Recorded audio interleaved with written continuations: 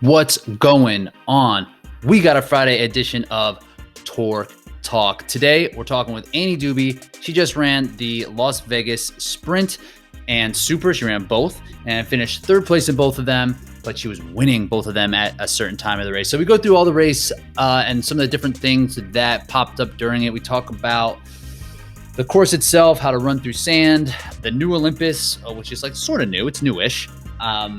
And like some of the problems with it, like how to kind of tackle that thing, and also some different spear strategies. As you'll hear, the spear was the particular obstacle that held Annie from that top spot. So spoiler alert, that's what happened. But we do talk about her process of learning how to throw the spear and just like gaining confidence through that, and some different techniques and tactics. So pretty cool listen. I think it was a great conversation. So here we go. Annie Dube.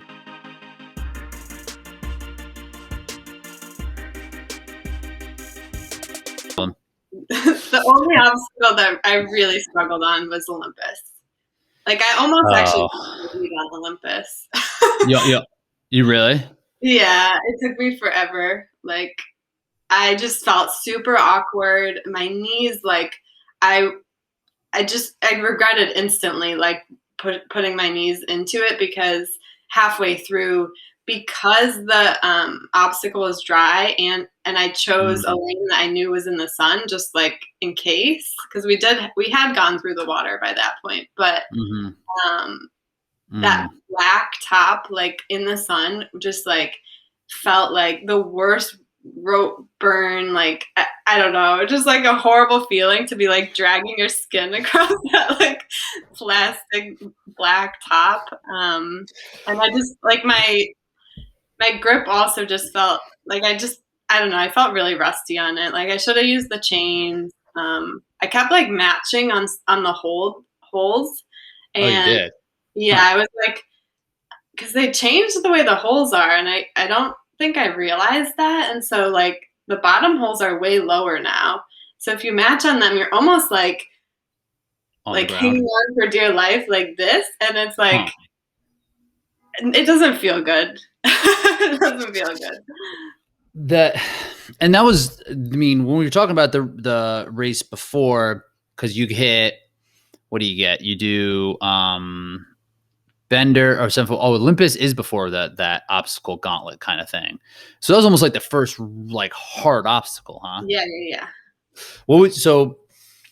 So like there's a couple different things from what I've found with that is like when it's dry, there is like if it's dry, you could probably get your feet up there with using the chains. But like even if it's dry, like since it's so like the vertical pitch is much more intense now, I feel like it'd be hard to get your feet on it and use the holes or the holds. But if you were to get your feet on it, do you think you had to use the chains? I think so. I think if you were like smaller, you could probably get away with just using the holes. But I think that I'd be like really far back with my feet on it. So I'd need really reaching forward. Yeah, I'd need the chains. It's either that or just kind of dangle with like your quads like pushed into it and like relying more on your like shoulders just to like get you through. I think those are the best methods. Then like the knee thing, never again. It just felt horrible. I made that mistake one time. It was like a dry, warm day on the East Coast somehow. And like, I was at a point of the race where I was like, I'm not failing this. And I put my knees up against it and I was like, I don't care. And yeah, I was ruined for like 10 days. It was like, I couldn't wear shorts. People were like, dude, what happened? It's like, so bad. Yeah, it really hurt too. There's probably scars there on like both sides. So what do you think? And that's because the idea with the holes, right? Like going holes, they're close enough so that you can kind of cross your body, right? And they can kind of gain some momentum. So when you match, it does kind of put you in a less than advantageous position, since you said it's so low. Why didn't you try to cross? I did cross, but like I think it was crossing, like I had no problem crossing when like the next hole was higher, but like when you're on the higher one and the next one is lower, that's you have to go underneath. It's all tangled. It doesn't really work as well. So I was kind of switching off between doing that and then just grabbing the climbing hold that was like next to it. Like I didn't really have a solid strategy on that. That's when Olympus gets risky, when you go in and then you're just grabbing whatever's close. It's like almost you're kind of like panic just so you don't fall down. And like maybe when you're on your knees like that, because to really cross, you kind of need to step out almost before you move with your arm, just to kind of put your hips into position so you're not completely relying on all your body weight on like that shoulder that's crossed through. So maybe if you're on your knees, like you can't extend the hip far enough to put you in that position. This new one's hard. What do you think you would have done? I think the next one I'm just gonna I guess one of two things. If it's dry, I'm probably just gonna go for my feet and use the chains. I didn't see her do it, but Ashley was telling me that she went through it like that and got through no problem. And they had the balls on the end, right? Yeah, the chains are longer, first of all, and they have those balls on the end. So it's like, I don't know why I didn't do that. Like, I think you could even just use those, like grab one, match, grab the next one. You have to match. So that's like when the old way, when everyone started to use it and figure out that the holes were the best way, where you could get your feet on it, use the holes and match, and you could fly through it. So not match, you could cross over and you could fly through it. So and the chains didn't have the balls in the end of it then, and it was a little bit riskier. But and it was slower because you did have to match. And like when it was for the time, like when were really crunched on time, it could make a difference. But it's different now. So yeah, like if it's dry, if you can get your feet up there, it seems like it might be the best bet. Yeah, and then if it's muddy and slick, I think just, I don't know, I would say just probably do what I did, but more just like put your whole body onto the obstacle instead of like getting your knees like I did. I would say I mean, I think I'm strong enough to do it that way. I just didn't feel like I didn't think I needed to when it was dry. So yeah. And when it's wet, it's not going to be as brutal on your knees. If you need to go knees, then just because you will be sliding a little bit more. Yeah, in Tahoe, I used my knees, and I don't really remember it being like difficult. I was also wearing pants, which like probably made a difference too. But Olympus is why I would wear pants. I got capris for a little bit, man prees, just for literally that reason. Like I was like, I need to get some knee pads. Like, this is not worth it to like destroy your knees in one race. There were some athletes that had those like rebands. Yeah. Like, I was like, why does that exist here in OCR? That makes no sense. But to get through Olympus, it could be helpful. In these like desert races where also barbed wire was horrible. Like it didn't, looking as like a spectator, I don't think you'd realize, because it looks like it was on the BMX part. So it almost looks like it'd be soft like sand, but it just tore you apart. Like I was doing everything I possibly could to not touch my knees to the rocks. Like I was just like bear crawling, and like I kept snagging my back, but I was like, I'd rather it tear up my back than at this point. In those moments, you're like, if that's fine, I'll live with this.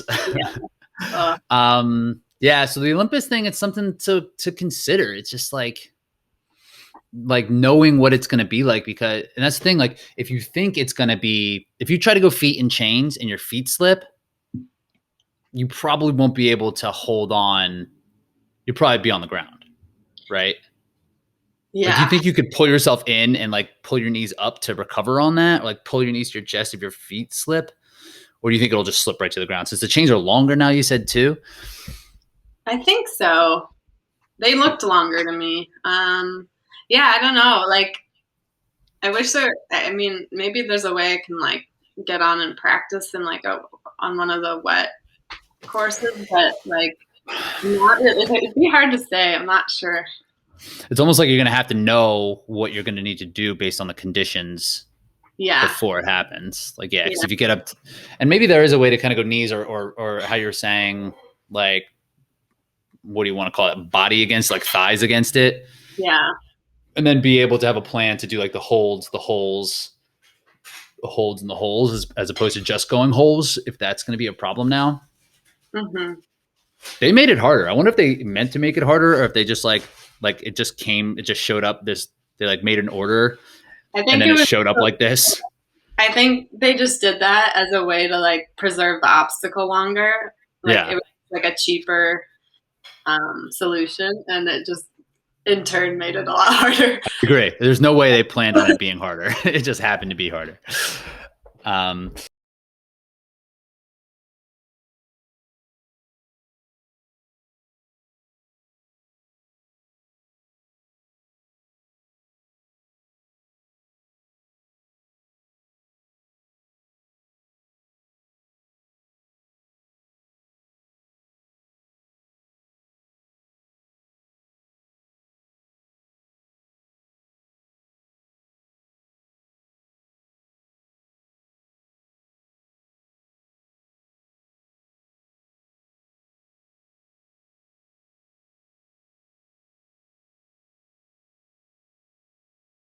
So we're at the spear. How did it go?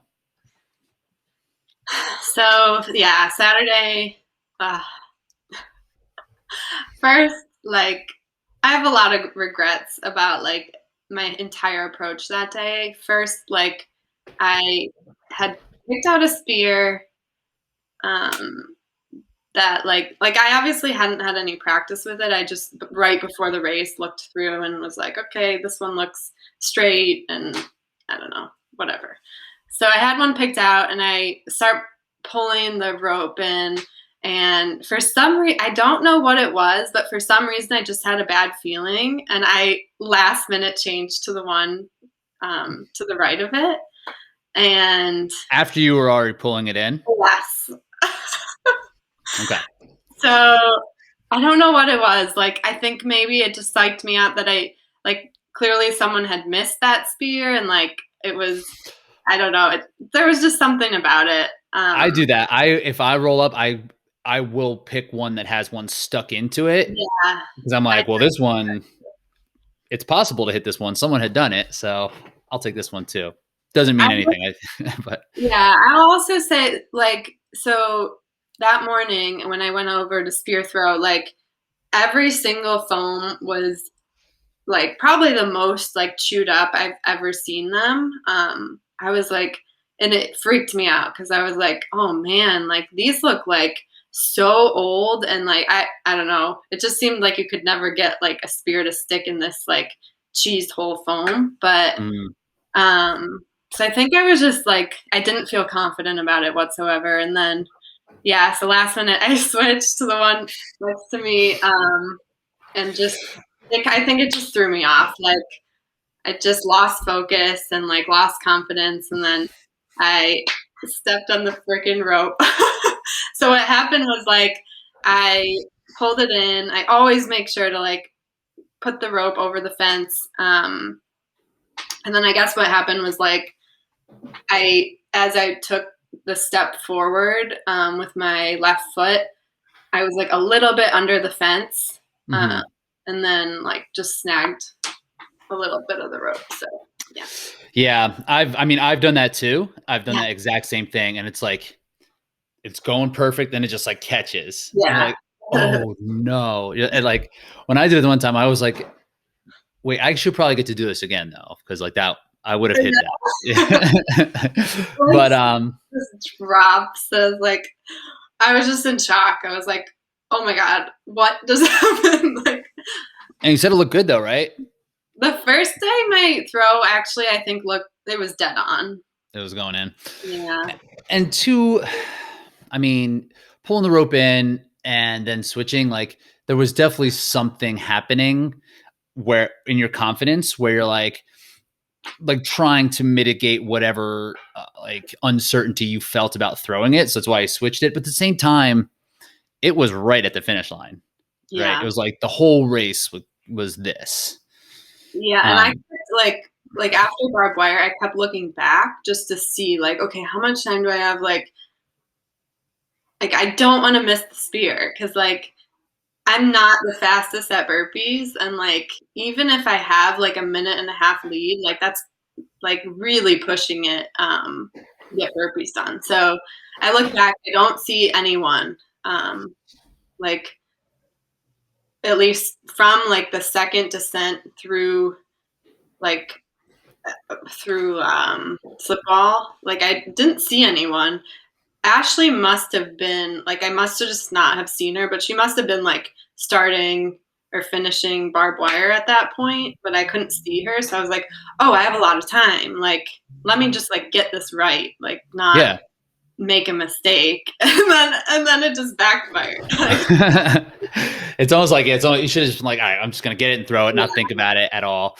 But they showed that on the Instagram story. They're like, here comes Annie, she's coming up to the rope, and like then like and second place is over here, and they panned out to the rest of the course, and there was nobody. They're like, no. Yeah. I was like, no, second place is not there, no one's there. But still, like, you need, even if like a minute 30 is like pumping out burpees, and you just can't count on that, right? Like even if like the fastest person at burpees is probably going to get caught no matter what, like from missing the spear. So, and then we won't need to touch too much on the sprint, because I think the sprint was almost the same. Same story. So with the spear, like we started to like, spear has been definitely a focus on like these first couple of races, right? Because and you know, if you hit it this weekend, you get 2 first place and like $800 more, which would be pretty sweet. Like that's the one thing. It's like, oh my God, it just cost money. And same at Jacksonville, right? Like potentially that's third place at Jacksonville with that. So it's like, okay, the spear needs to be just need to figure it out. And even if you're really good at the spear, there's going to be days where you miss, but there's definitely a confidence level that does help with the spear. So how are you feeling? Like, where's your head at? I don't know. So I'm kind of at a point where I have to just decide what I want to do moving forward. Like, do I want to just like wipe the slate and like start over with like a totally new approach? Or do I want to just like focus on like what I feel like since the beginning of the year, where like you started coaching me on like form and stuff with the spear throw, like I've made a lot of improvements. I just kind of got a little unlucky. And like the confidence aspect is like just getting to my head, I think. But I feel like I'm generally like improving significantly with it. So I have to decide, like, do I want to just keep working on that and like fine tuning, or do I want to just like say, okay, this approach isn't working, and like start fresh? And I'm not totally sure what I want to do. Right. And so the way that the mechanics were and the way that they are now, like the way that I like to think of it is like the release point of like a football. And that's how we talked about it, right? Like releasing it, your thumb ends up down, your palm ends up like facing away from your body. Because if you throw it like a baseball or something, that's when like you come across your body, the head of the spear is going to dive toward the opposite side of your body away from the spear, and you miss on the opposite side. So like, and then there's the like a javelin technique that you were practicing as well. Yeah. Well, I didn't really practice it, but but like what other people kind of do. It's been like recommended to me that I like maybe consider that as an approach. And what does that kind of look like? I know there, like that you said Ashley does that. You said VJ does that as well. But what is it? Yeah, so it's like you're standing sideways, like in relation to the target, and your rear arm, like the arm that you're holding the spear in, is completely extended, like your elbow is straight, instead of the way I currently throw it is a similar stance, but like my elbow is bent. And then the release is like it's more of a baseball throw than a football throw, I would say. Like it's like it almost looks like you're chucking it instead of like Yeah. I'm bad at explaining it, but like No, it makes sense because when you do the javelin, like there's a couple ways to grip it, and a lot of times like it's either held across, like the way we kind of hold our spear. There's another grip called the finish grip, where you kind of hold it in between your ring finger and your middle finger, and like there's not necessarily a follow through, but it's almost like it just kind of like releases from your hand. So it's not like a follow through at all. Like with the football or baseball, like you kind of snap and follow through one direction or the other. On a javelin, you kind of like hoist it almost. yes, exactly. Right? Like so it's like you don't your palm ends up open as you're releasing it. And it almost to me like not that I know anything about javelin or like even like I'm not really like a sport like a ball sport person by any means, but like it looks to me like throwing a dart almost. Like when you see like people throw it the javelin way, like it goes dead on. Like instead of having like this arc, which I always try to like, get in my throw, theirs just goes like dead on, like and fast. So it's interesting, right? And like the when doing something like the spear, I think of it kind of like shooting a foul shot. When you're taught to shoot a foul shot, you want to reduce the amount of motion so the repeatability is easy and it's like high. And that's like so with the way that you've been practicing when we're talking about it, there's a little bit of change of direction, like moving backwards and forwards at the same time. And the release point is going to be a little bit different each time. So it's going to take repetition over and over to like really nail it. So it makes sense to me to go like into a javelin form where it's like your arm's already extended, so you don't have to bring it back. So it's just, and if you're already sitting sideways, now they do kind of take like a shuttle step forward, right? They kind of like, and like that shuttle step forward, and then it's just like a, like I can see how it works. Like, and to me, I think football over javelin with two different sports because football is about throwing with accuracy and javelin's about throwing with power. Uh-huh. So that's why to me, I'm like, well, if you can really dial in the football throw, like it should be better, but it's the not. To me, feels like very natural. Like it makes sense to me, like doing it in the motion, especially now. Like I don't know, it's tough to practice this at home. Like when you like the spear I had been practicing with probably weighs like half of what like the spear weighs at the race. So it's like it feels really different. But when you have that heavy spear in your hand, like you need a lot more power to get it like to go in the direction you want it to. So for me, like the football approach makes a lot more sense because I'm having like my arm extended overhead and like following it. It just seems to be a lot more accurate than like this javelin approach. Not that I've really practiced it, but like it almost seems like you don't even know where it's going to go because it's like it's not really in your line of vision. I don't know. It just feels awkward to me, but people seem to have success with it. So yeah, because when you throw a javelin, it's about like creating momentum and then stopping really hard, and then like having it literally just protrude from you. It really is not a ton. It's not a ton of arm. It's a lot of hip and just like speed generation, and then just like stopping really fast. So I don't know, but then the rotation's different because when you throw with a football, like it's going to rotate, right? The spear itself is going to kind of be spiraling. But if you throw with javelin, it might a little bit, but like the way they're throwing it, it might just like cruise like a paper airplane, right? That's like just kind of what it looks like to me. Yeah. Mm-hmm. Yeah. I think I've even seen like Kempson, he kind of throws it like a dart. He like kind of goes like this, like he almost, which is like, whoa.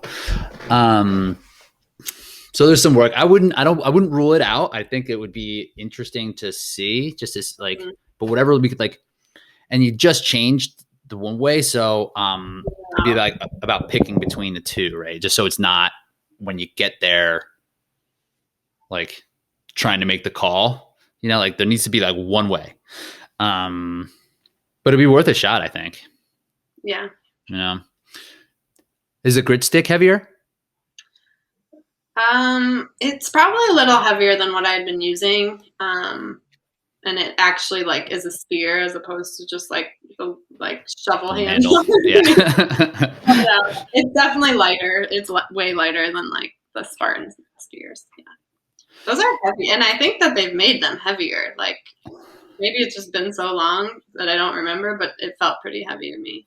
They do feel heavy, and they feel. I don't even like know how it could be that way. I think they just like get like waterlogged, or I don't know. Well, it's a different type of wood, I think, too.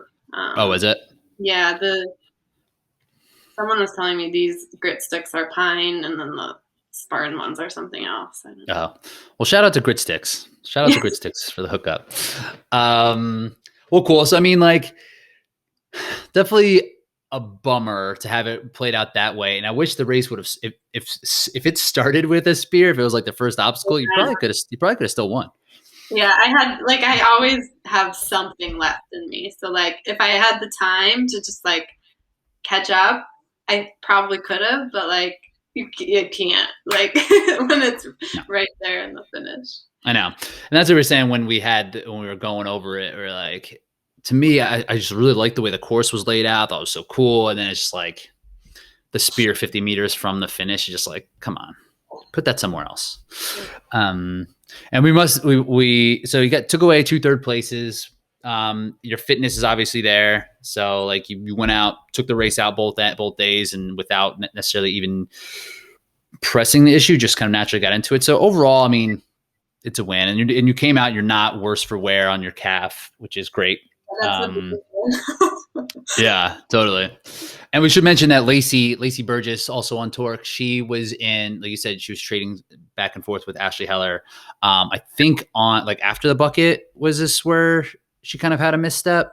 I actually don't know if it was on the first big descent or the second, but yeah, she was saying she just like felt something happen in her knee, and then like literally couldn't put weight on it.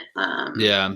And yeah, I looked at it after. It looked like she just, I don't know if it was like dislocated or her kneecap was just like not right.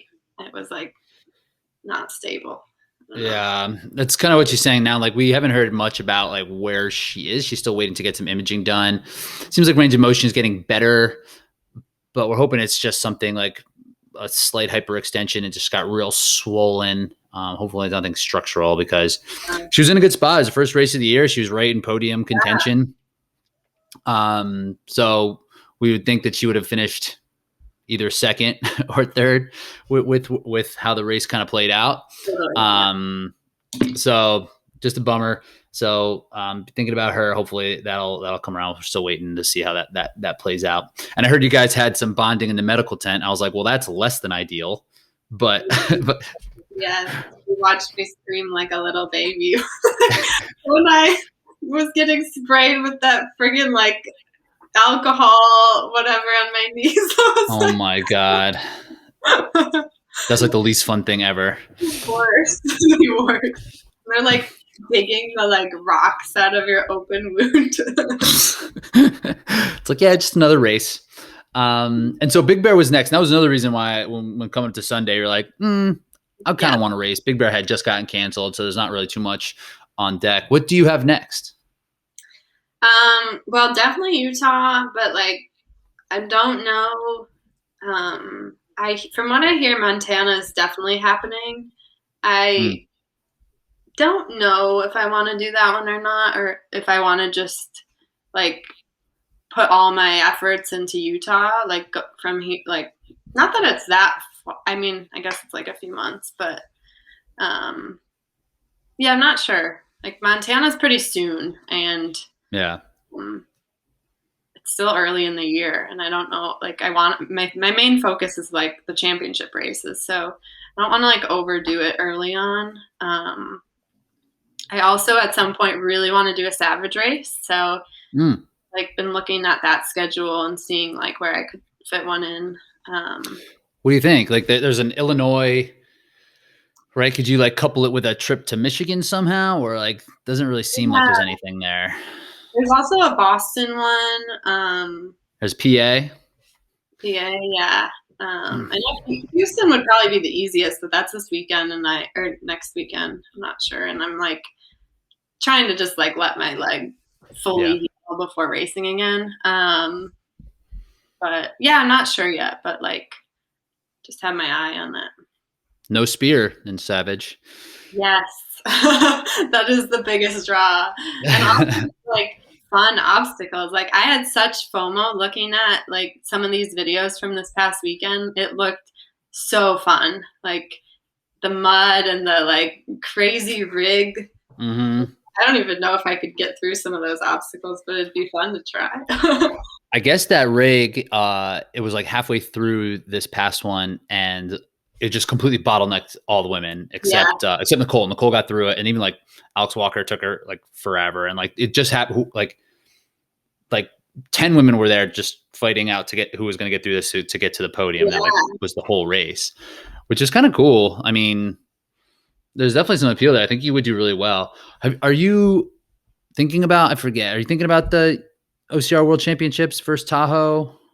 Yeah, I'm very undecided on it. I don't know. I'm like, part of me wants to go back to Tahoe so bad to just like redemption. Yes, like I feel like I have unfinished business there, and like it's also like kind of like hometown race. Like I can drive up, I can train up there for like a week and get some altitude training in, and like I don't know, I like the idea of doing that race. But I've been wanting to try OCRWC since like 2019, so it's such a bummer that they're the same weekend. I have to think about it a little more. Yeah.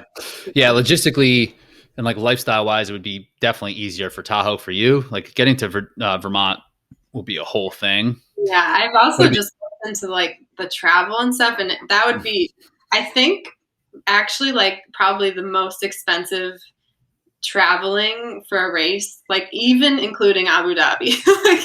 Like, right. Yeah, like lodging out there and everything is so expensive. So I don't know. Yeah. Consider that too. Yeah, a lot of time. So maybe Montana, maybe Utah. And also you should mention you were selected for OCR Dream Team, which is super cool. That was announced over the weekend as well, right?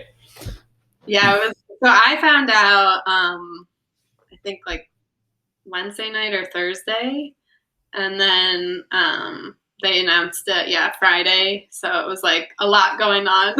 All in that one weekend. Yeah.